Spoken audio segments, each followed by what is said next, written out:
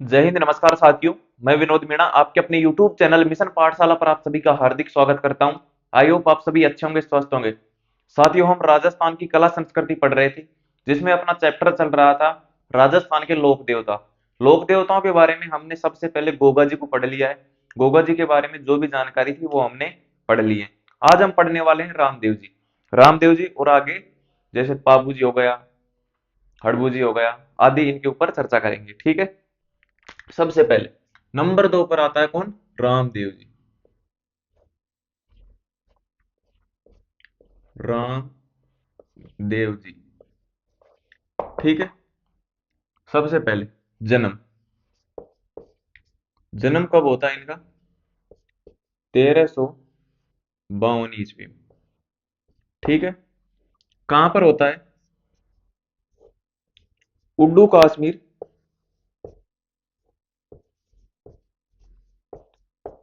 सिव तहसील, सिव तहसील बाड़मेर में। ठीक है। उड्डू कश्मीर, सिव तहसील बाड़मेर में। ठीक है। जन्म कब हुआ इनका? भाद्रपद शुक्ल द्वितीया, शुक्ल द्वितीया को इनका जन्म होता है। जन्म 1352 ईस्वी में, उड्डू कश्मीर, सिव तहसील बाड़मेर में। कब हुआ? भाद्रपद शुक्ल द्वितीया को। ठीक है। अब बात आती है रामदेव जी के उपनाम। उपनाम, उपनामों के ऊपर चर्चा कर लेते हैं। सबसे पहले पीरों के पीर। मैंने आपको गोगा जी पढ़ाया था। गोगा जी पढ़ाने से पहले मैंने बताया था आपको कि इनको पंच पीर क्यों बोला जाता है, क्योंकि इन्होंने मक्का से आए पीरों के बर्तन मंगवा दिए थे वहां से रामदेव जी ने। इसलिए उन्होंने बोला था मैं तो केवल पीर हाँ थे, पीरा का पीर हो। इसलिए इनको क्या कहा जाता है? पीरों के पीर, पीरों के पीर। ठीक है। सेकंड नंबर, सेकंड नंबर पर आता है राम सा पीर। राम सा पीर। थर्ड, ये पूछे जा सकते हैं, उपनाम आपको याद कर लेने हैं। रूणेचा रधणी, रूणेचा रधणी।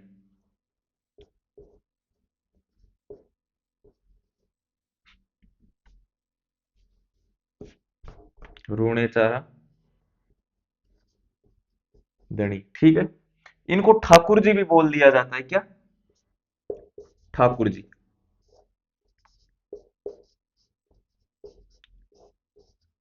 ठाकुर जी। नंबर 5, कृष्ण का अवतार। किसके अवतार थे? कृष्ण के अवतार। कृष्ण का अवतार।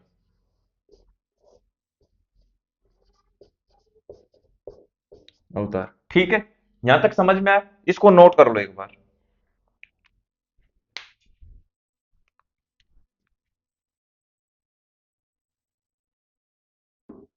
एक बात और लिख लो इसमें। नंबर 6 उपनाम, सांप्रदायिक सद्भावना के देवता। सांप्रदायिक सद्भावना के देवता। सद्भावना के देवता, के देवता। नीचे दिख रहा है ना? एक बार मैं देख लेता हूं। सांप्रदायिक सद्भावना के देवता, इधर सामने ही देख लिखना पड़ेगा। सांप्रदायिक सद्भावना के देवता। ठीक है। ये आपको ध्यान में रखना है। इससे आगे चलते हैं। आगे लिखो पिता का नाम। पिता, पिता का नाम क्या था इनका? माता, गुरु। ठीक है। गुरु के बाद पत्नी।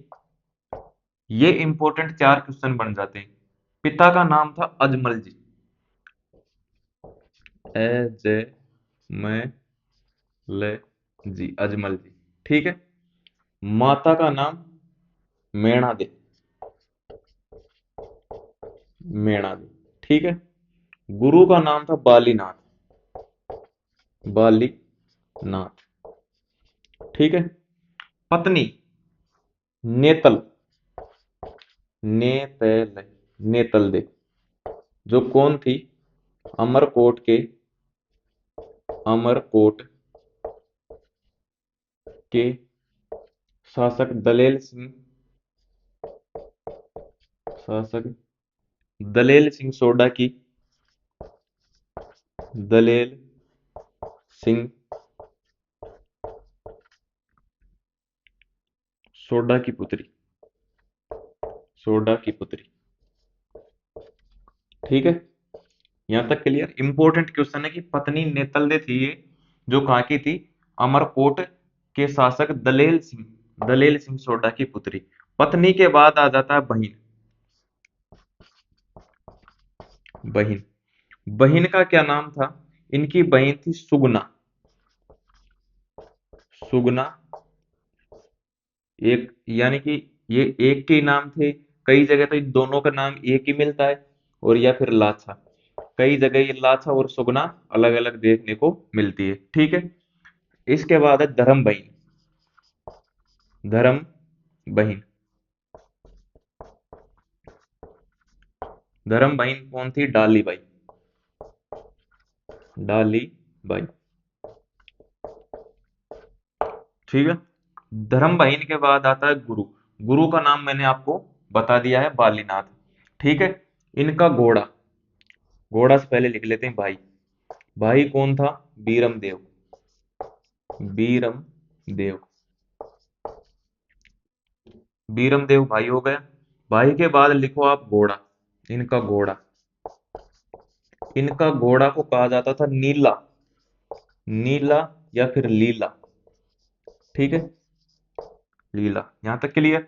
घोड़ा के बाद आता है, उसको बाद में लिखेंगे, एक बार ये नोट कर लो, फिर वो अलग लिखवा देंगे। ये नोट कर लो।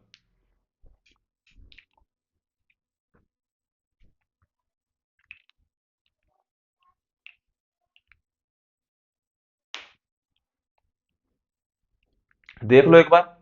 रामदेव जी का जन्म 1352 ईस्वी में उडू कश्मीर शिव तहसील बाड़मेर में हुआ, भाद्रपद शुक्ल द्वितीया को। उपनाम क्या है इन पीरों के पीर? रामसा पीर, रूणेचारा धनी, ठाकुर जी, कृष्ण का अवतार, सांप्रदायिक सद्भावना के देवता। फिर आता है इनके पिताजी का नाम क्या था? अजमल जी। माता का नाम मेणा दे, गुरु बालीनाथ, पत्नी नेतल दे जो अमरकोट के शासक दलेल सिंह सोडा की पुत्री थी, बहन का नाम सुगना या लाछा। कई जगह तो लाछा और सुगना को एक ही बोला गया है कि ये एक के ही नाम है, और कई जगह सुगना और लाछा अलग अलग है। धर्म बहन थी इनकी डाली बाई। भाई का नाम था बीरम देव। ठीक है। जिसको बलराम भी कहते थे। बलराम, यानी कि बलराम का अवतार। ठीक है। बीरम देव। ये कौन थे? कृष्ण के अवतार, और ये बलराम के अवतार बीरम देव हैं जो। ठीक है। घोड़ा, घोड़ा नीला या लीला कहा जाता था। घोड़ा का नाम नीला या लीला था। यहां तक क्लियर। नोट कर लो। अब आगे चलते हैं। ये यहां तक तो क्लियर हो गया। इसको अब मिटा देते हैं।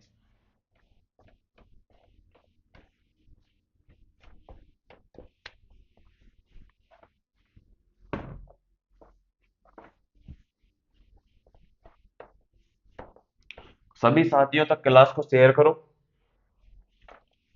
जो भी साथी आने वाली भर्ती परीक्षाओं की तैयारी कर रहा है, उसके साथ शेयर करो। अब आगे बात करते हैं इसके बारे में। सभी जो भी मैं फैक्ट लिखाऊंगा वो इंपॉर्टेंट है, और एग्जाम में आने योग्य है। ठीक है। फिर आता है नेजा। इनकी जो नेजा होती है, या फिर, यानी कि नेजा क्या होती है? नेजा, नेजा बोलते हैं इनकी पचरंगी ध्वजा। पचरंगी, पचरंगी ध्वजा। ठीक है। नेजा के बाद आता है जातरू। जातरू क्या होता है? जातरू उसको बोलते हैं जो यात्री आते हैं ना, उनको बोला जाता है जातरू। ठीक है। जम्मा,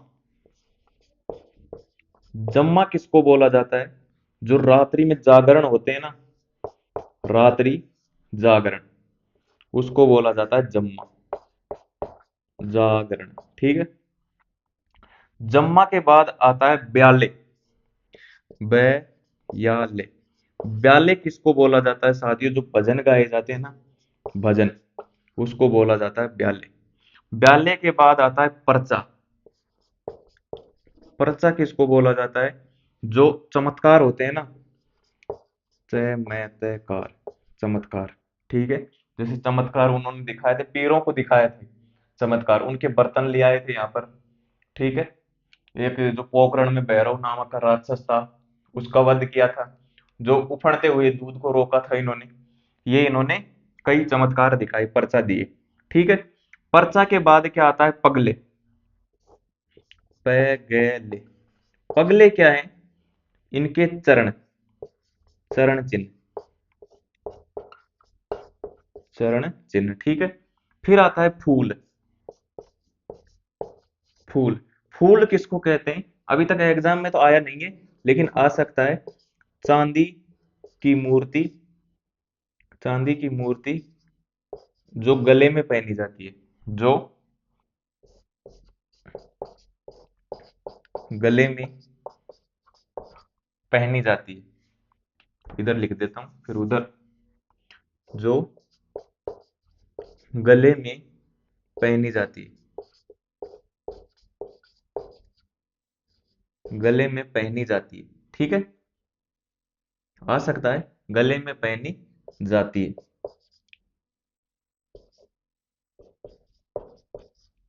ठीक है। यहां तक क्लियर? एक बार इसको नोट कर लो।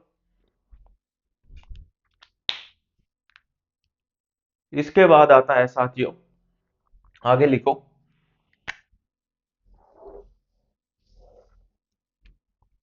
इनका पंथ कौन सा है? पंथ, पंथ है कामड़िया,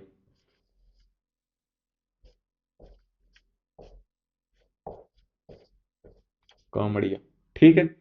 कामड़िया पंथ है। नृत्य, कौन सा नृत्य किया जाता है?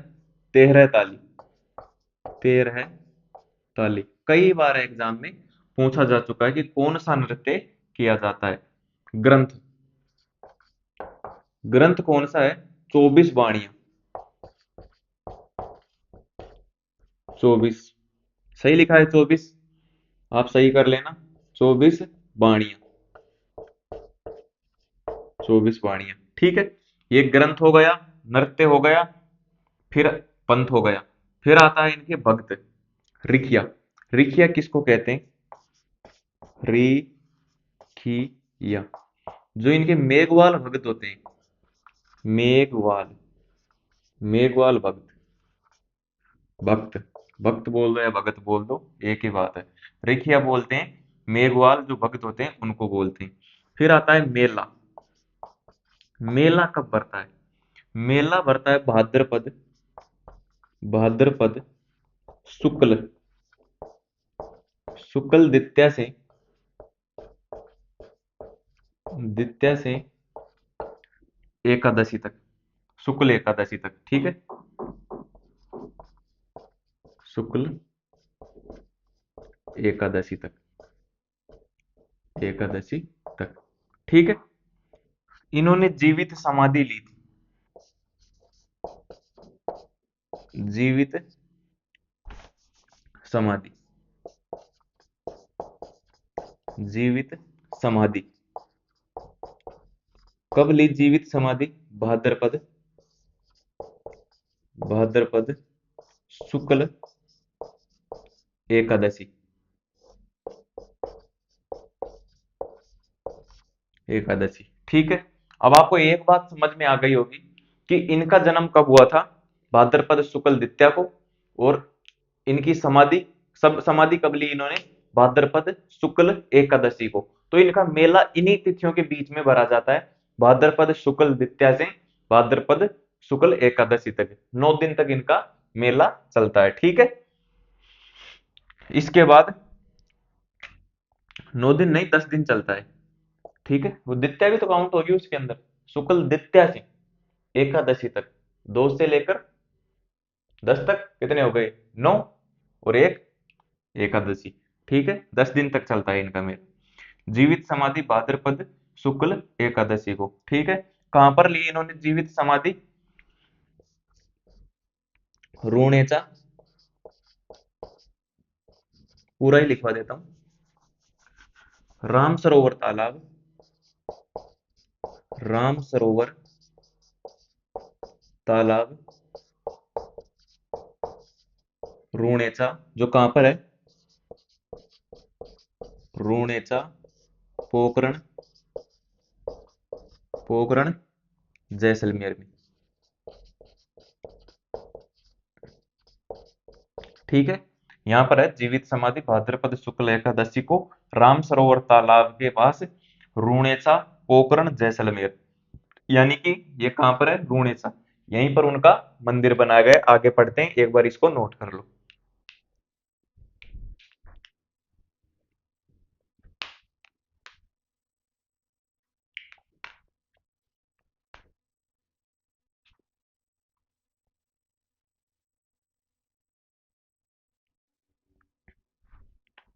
एक बार फिर देख लो, इनकी नेजा, नेजा किसको बोलते हैं? जो पचरंगी, पचरंगी ध्वजा होती है उसको नेजा बोलते हैं। जातरू, जो यात्री आते हैं उनको जातरू बोला जाता है। जम्मा, रात्रि जागरण को। ब्याले, भजन। पर्चा, जो चमत्कार देते हैं।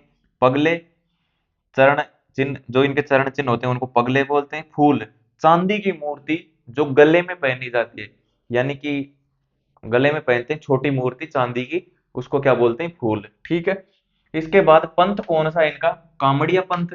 नृत्य, 13 ताली नृत्य किया जाता है। ग्रंथ कौन सा है? ग्रंथ देखो कौन सा है? 24 वाणियां, ये इनका रामदेव जी का ग्रंथ है। ऋखिया किसको बोलते हैं? जो मेघवाल भक्त होते हैं इनके, जो मेघवाल भक्त पूजा करते हैं भक्त, उनको क्या बोलते हैं? ऋखिया बोलते हैं। मेला कब बढ़ता है? भाद्रपद शुक्ल द्वितीया से भाद्रपद शुक्ल एकादशी तक। इन्होंने फिर जीवित समाधि ली भाद्रपद शुक्ल एकादशी को। कब ली? भाद्रपद शुक्ल एकादशी को राम सरोवर तालाब जो रूणेचा पोखरण जैसलमेर में है।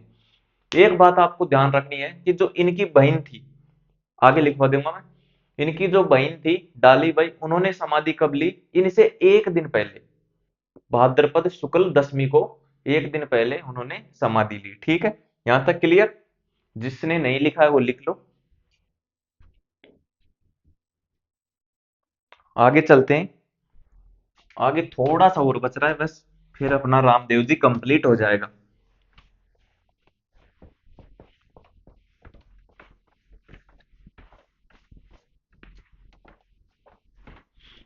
रामदेव जी में आगे क्या बचा हुआ है? एक तो इनकी बहन ने जो समाधि ली थी डालीबाई ने, वो लिखना है। इन्होंने अपनी बहन की शादी में सातलमीर, जिसको पोकरण बोलते हैं, उसको दहेज में दिया था। उसकी शादी कहां पर की गई थी? पुंगल बीकानेर में। ठीक है, अब लिखो, ये 2 पॉइंट और लिख लो। रामदेव जी,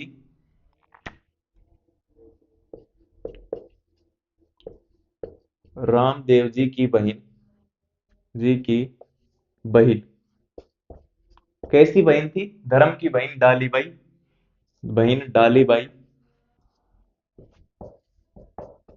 डालीबाई ने रामदेव जी से एक दिन पहले, रामदेव जी से एक दिन पहले, एक दिन, एक दिन पहले, पहले समाधि ली, समाधि ली। वो एक दिन पहले क्या हो जाएगा? भाद्रपद, भाद्रपद शुक्ल, शुक्ल दशमी, एक दिन पहले। उन्होंने तो कब ली? भाद्रपद शुक्ल एकादशी को, और बहन ने कब ली? भाद्रपद शुक्ल दशमी को, एक दिन पहले। ठीक है, एक बात और लिख लो। रामदेव जी, रामदेव जी ने अपनी बहन,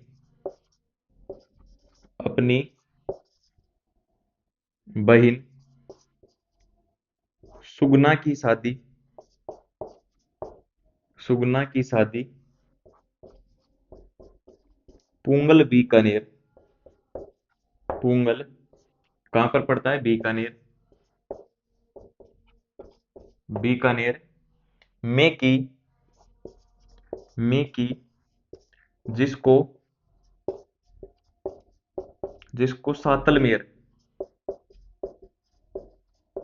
सातलमेर या फिर पोकरण बोल सकते हैं, पोकरण दहेज में दिया, दहेज में दिया।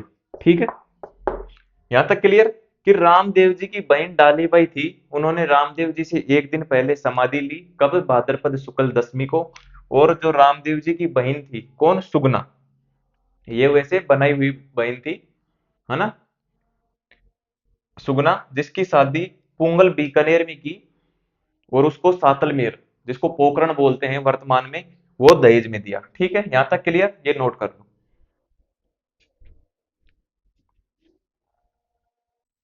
आगे चलते हैं। अब बात कर लेते हैं इनके जो पर्चे, पर्चे बोले तो चमत्कार, चमत्कार कौन कौन से थे जो इन्होंने दिखाए, मतलब पर्चा दिए। ठीक है,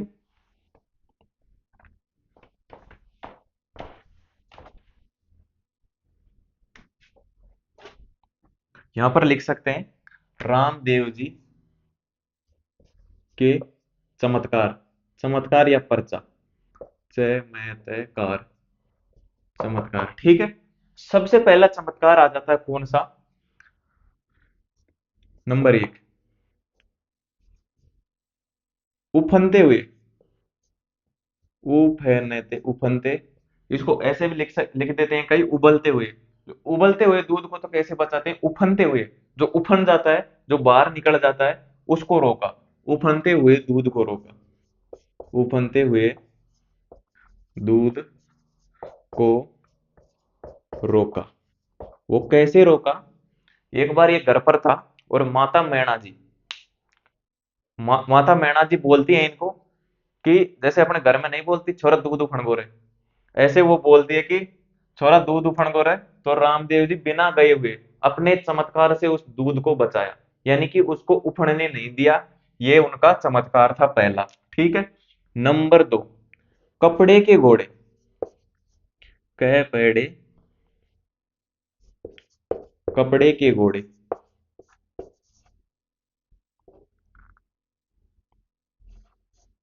कपड़े के घोड़े आकाश में उड़ाए, आकाश में उड़ाए। ठीक है, नंबर तीन, मिश्री का नमक बनाया, मिश्री, ऐसे नहीं लिखा जाएगा मिश्री, ऐसे लिखा जाएगा मिश्री का नमक बनाया, का नमक बनाया। ठीक है, मिश्री का नमक बनाया, या फिर कई जगह ऐसे मिलता है नमक का मिश्री बनाया, इसको ये लिख लेना, नमक, नमक से मिश्री बनाया, नमक का, नमक का मिश्री बनाया, मिश्री बनाया।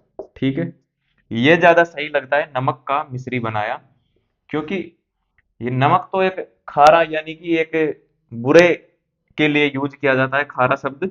ठीक है, तो उससे अच्छा ही, बुराई से अच्छा ही बनाया, यानी कि नमक से मिश्री बनाया। ठीक है, नंबर चार, सातलमेर, सातलमेर जिसको वर्तमान में क्या बोलते हैं? पोकरण, पोकरण में भैरव नामक, भैरव नामक, नामक राक्षस का वध किया, राक्षस का वध किया। ये एक ऐसा राक्षस था जो जनता को, जन समूह को बहुत सी ज्यादा में परेशान करता था।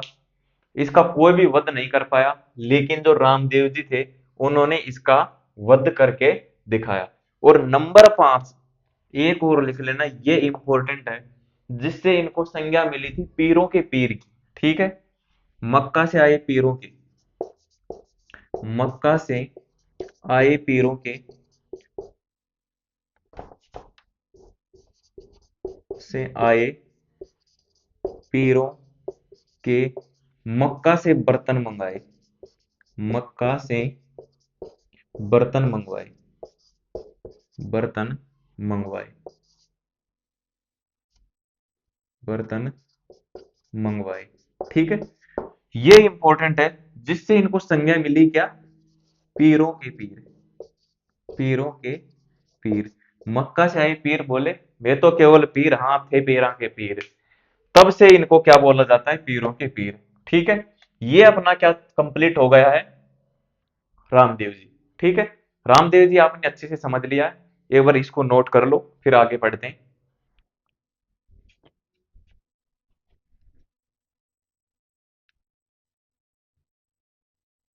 रामदेव जी के बाद हम पढ़ लेते हैं इन्हीं के मौसेरे भाई। रामदेव जी का मौसेरा भाई कौन है, आपको पता होगा। रामदेव जी का मौसेरा भाई है हड़बू जी। हड़बू जी का नाम आपने सुना होगा। मैंने सबसे पहले बताया था पंच पीरों में हड़बू जी भी एक है। गोपा मेरा है से क्या बनता है? हड़बू जी। ठीक है,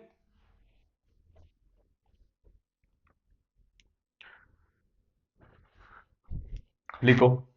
नंबर 3, हड़बू जी, हड़बू जी, हड़बू जी। हड़बू जी के बारे में इधर दिख रहा है, नहीं, मैं देख लेता हूँ कि दिख रहा है या नहीं दिख रहा है इधर से।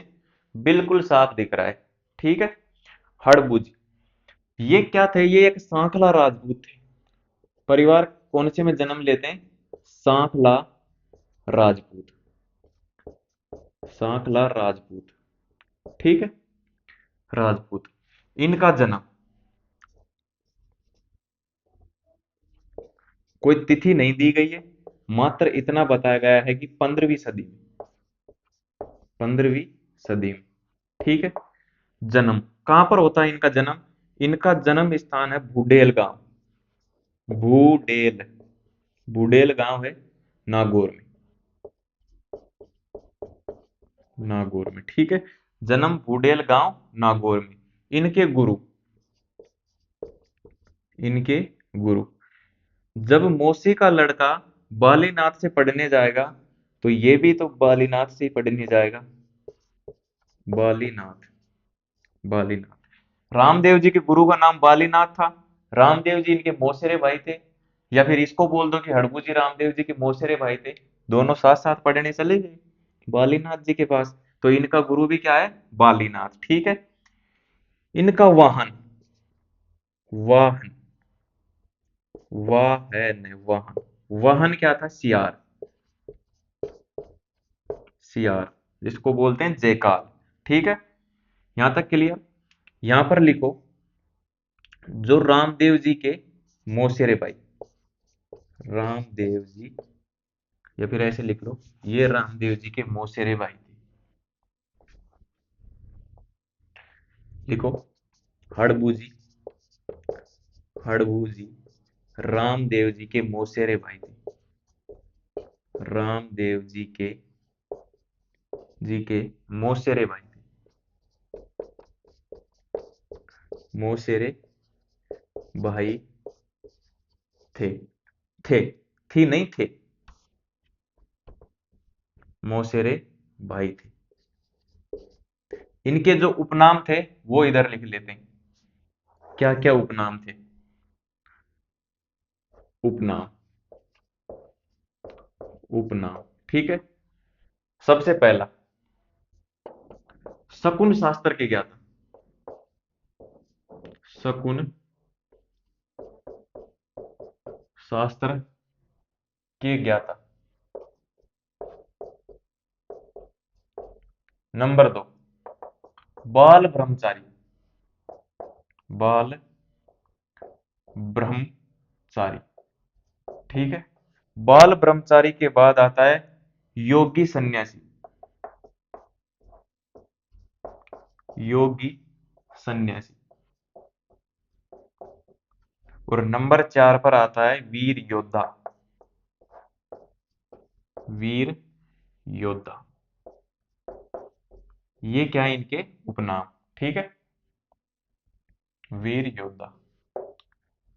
ये पर इसको नोट कर लो।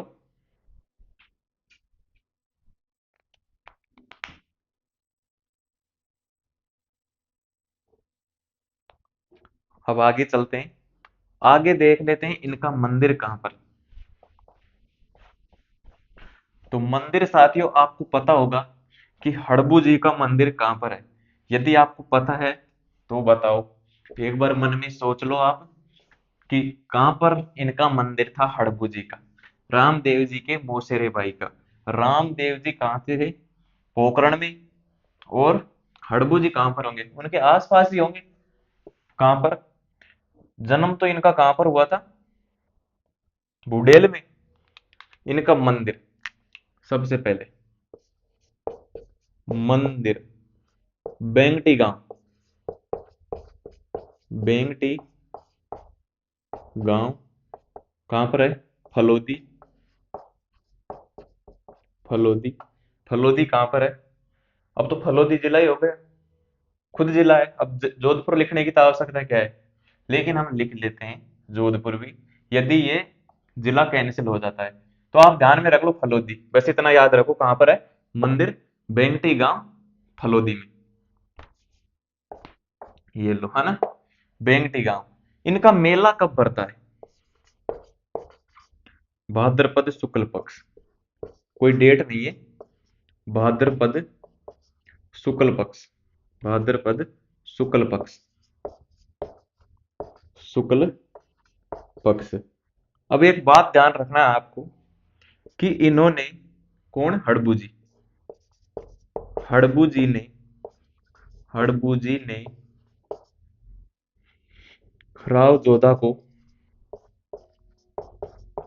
राव जोधा को राज्य प्राप्ति का, राज्य प्राप्ति का आशीर्वाद दिया, प्राप्ति का आशीर्वाद दिया,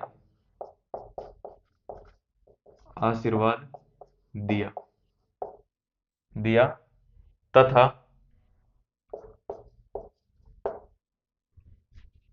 तथा की जगह ये लिख दो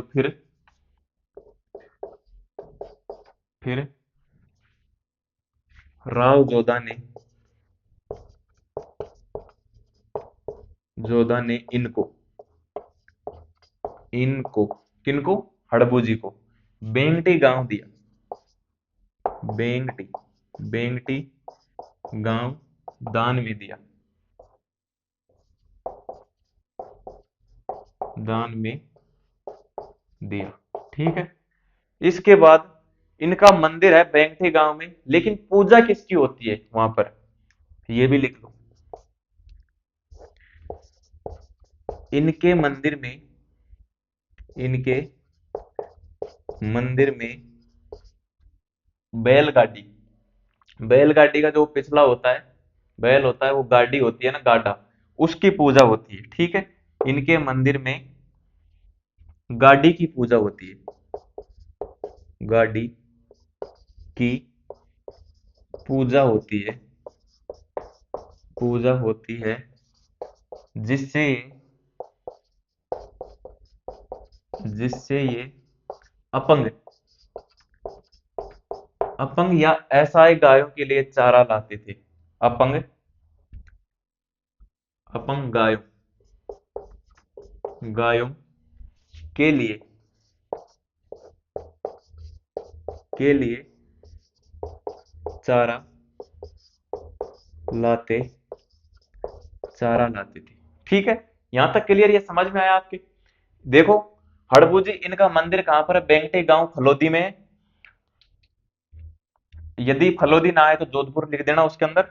मेला भाद्रपद शुक्ल पक्ष में लगता है, कोई इसकी तिथि नहीं है, शुक्ल पक्ष में भरता है। हड़बू जी ने राव जोधा को राज्य प्राप्ति का आशीर्वाद दिया, फिर राव जोधा ने इनको बेंगटी गांव दान में दिया, जहां पर इनका मंदिर बना हुआ है। इनके मंदिर में गाड़ी की पूजा होती है, ना कि इनकी मूर्ति की पूजा होती है। जिस गाड़ी से ये गायों के लिए, अपंग गायों के लिए जो चलने फिरने में असहाय थी, उनके लिए ये चारा लाया करते थे, उसी गाड़ी की पूजा इनके मंदिर में होती है। ठीक है। यहां तक क्लियर? अपना क्लियर हो गया हड़बू जी। ठीक है, इसको नोट कर लो।